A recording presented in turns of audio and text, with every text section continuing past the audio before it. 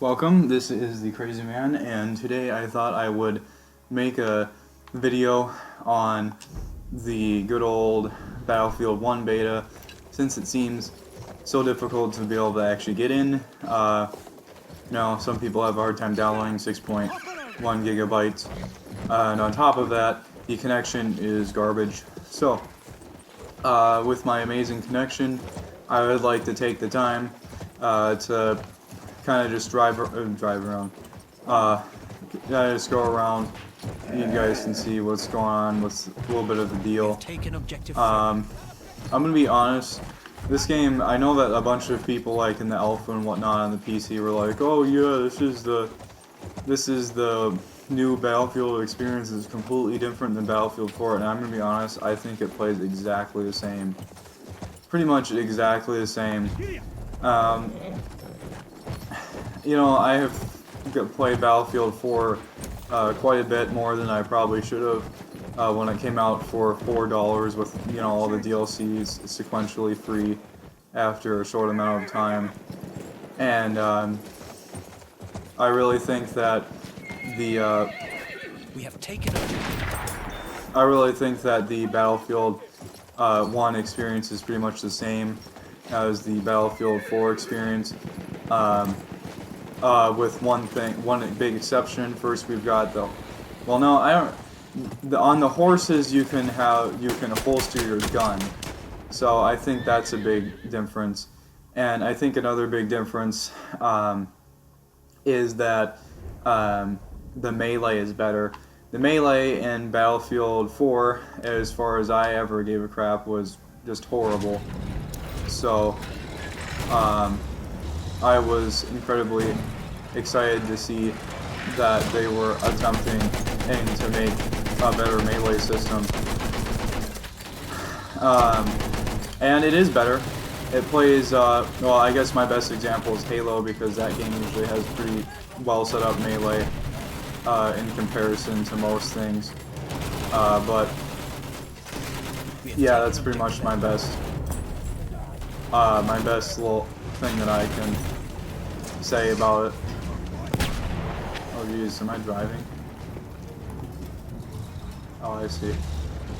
Yeah, and they've changed most of what they've done is that they've just kind of changed the names of a bunch of things. Like, you're not like in a squad anymore, you're in a party and stupid stuff like that they do, every time, as far as I've heard.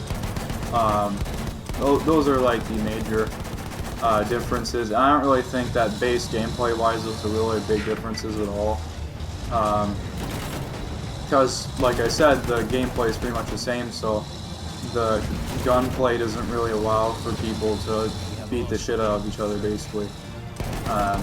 If I was to be frank about the way that the gunplay is in Battlefield, it's the melee play is very restrictive. It's not very fun. And this one really isn't very different. It's just a lot more smooth than it normally is. You don't have to just stab people. And, with a little bit of, honestly, the historical factor of this game isn't really that high either. Usually Battlefield does a pretty good job with this, but I kind of feel they didn't, looking at all I had to do to find things that weren't really quite right was to go on the tank encyclopedia, and I'm always all for the tanks, so of course I guess it kicked me out. No. Okay, I'm alive this time. One thing that can happen, I'd really love to be on this team. I hate the frickin'. Yep, okay, so one thing I will note is that their Mark IV, their Mark V tank is indeed accurate to a certain degree. I'll show you. So it does indeed have the short-barreled. It has the short-barreled 6-pounder on it, and it has the proper machine guns in the proper place. For the original Mark V tank. if you do some research on it. One thing that I will say is that even though the Mark V tank is the tank that was, oh geez, what's going on here? Is most up to date, the tank that was most up to date during this point in the war, the end of the war. Well, we'll get into what the hell time period this thing is even set in, but the British Army still had a lot of Mark IV tanks. Those were the ones that would carry the ammo, and they would plug up the trenches and whatnot. They were kind of they were the workforce tanks. They had far more built. According to my statistics, there was 1,200 of those built, only 400 of the Mark V tanks. So if they really wanted to represent the British Army correctly, or the British Expeditionary Force, which is what it should be, even though it's called the UK or whatever in this game. Another accuracy thing right there. Anyway, if they really wanted to make it realistic, that would be what they would need to do. Have Mark IV tanks as well as the Mark Vs. And another thing, we'll just rail out at the tanks, because I am aware of the way that the tanks are in World War I. I'm not going to claim anything on the guns, or most of the guns, or the ammunition, or how fast the guns fire. Although I'm pretty certain that the guns fire faster than they should, and they reload a lot faster. But that's kind of just the video game effect, I suppose. So we'll rail at the tanks and the armored vehicles. So, firstly, the Mark V tank, the Mark V tank's fine, but the Mark IV tank is missing from the game. Secondly, the Mark V tank has, since in this game, sent supplies to the other team members, which doesn't make any sense, because at the end of the war, pretty much anybody should know that at the end of the war, the thing that was a major problem was ammunition and whatnot for the Mark V tank. So the Mark IVs were actually converted into ammunition storage. So the Mark V tanks should not be the ones doling out ammunition for the troops. That should be the Mark IV tanks. So there's one major ding that I noticed right away just from my offhand knowledge. And then we'll get into the real deep stuff just right here. Other than that, war buffs for World War I should know that the British or the British Expeditionary Force used a very important thing, which was male and female tanks. Male tanks are designed with the Mark IV. They were designed with two large naval guns, 6-pounder naval guns, and later on the Mark V and other later production Mark IVs were outfitted with either no naval guns, or the Mark IVs were outfitted later with no naval guns, and the ones that were of the Mark V and the Mark IV were given shortened barrels, because the range was too high according to the captains of the tanks. Then, anyway, there was a female version of the tank that was very crucial and integral. It was about made up about half of the tanks or less, and that was the version of the tank that included only machine guns. It had the same machine gun ports as the original one, except for more with the more machine guns of a different caliber, larger, I think 50 caliber machine guns were installed as the primary armament. So that's one major thing that's missing, that I would tell you right away here. Next on the list, we have the armored cars. The version of armored car, now, you'll think, oh, they've only got like one, World War One. They don't have cars, they only have a few cars and they don't have very many. But in actuality, World War One, they had two types of the British Expeditionary Force had two types of armored car. One, which was the more produced and actually missing from the game, as far as I can tell, is the Austin armored car. And the Austin armored car was basically a car with the chassis completely armored out, and then additionally it had a coaxial, it had a turret with a coaxial gun on it, and a primary 50 caliber, I believe. They had quite a few different versions of the Austin armored car, and that one is very important. It was in between the different allies, like Russia had it, UK had it. It was crucial. And then another type of armored car is the We have taken objective Duff. let's see. Maybe I'm looking at the wrong one. Oh yes, there was also a armored truck that is rumored to be the first armored personnel carrier, and this one was just this interesting truck that was the truck chassis was entirely made out of armor, and it had this big container in the back with small holes in it that would contain the troops that would fight on the battlefield when they came out.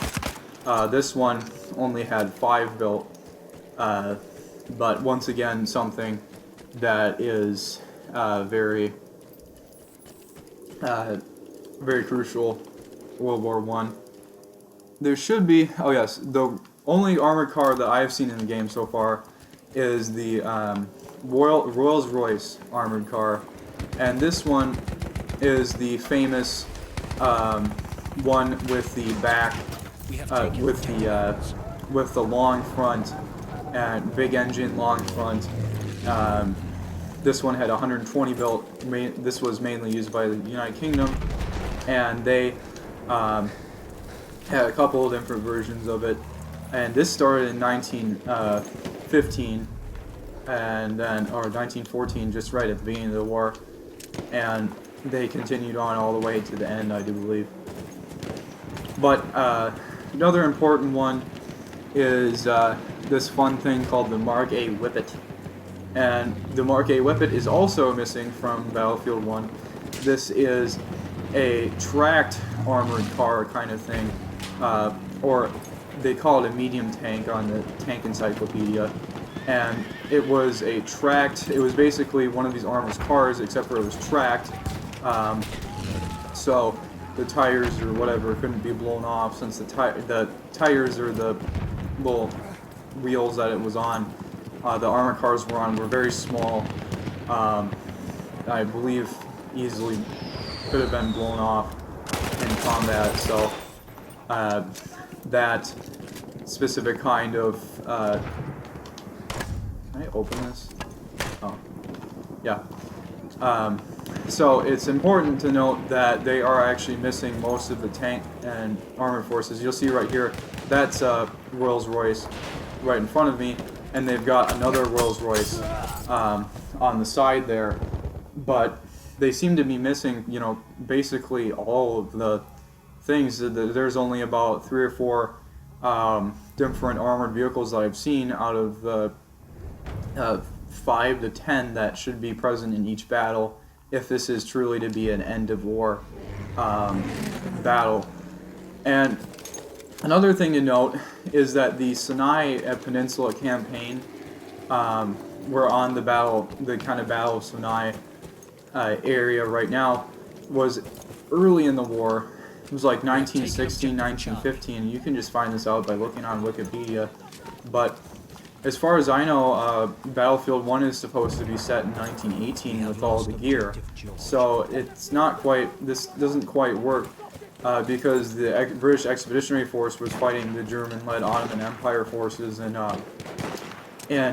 Jerusalem and the Gaza Strip and whatnot at this point, or maybe not the Gaza Strip, I'm not quite sure on the exact geography of this, but they were a lot farther in than just Sunai by this point.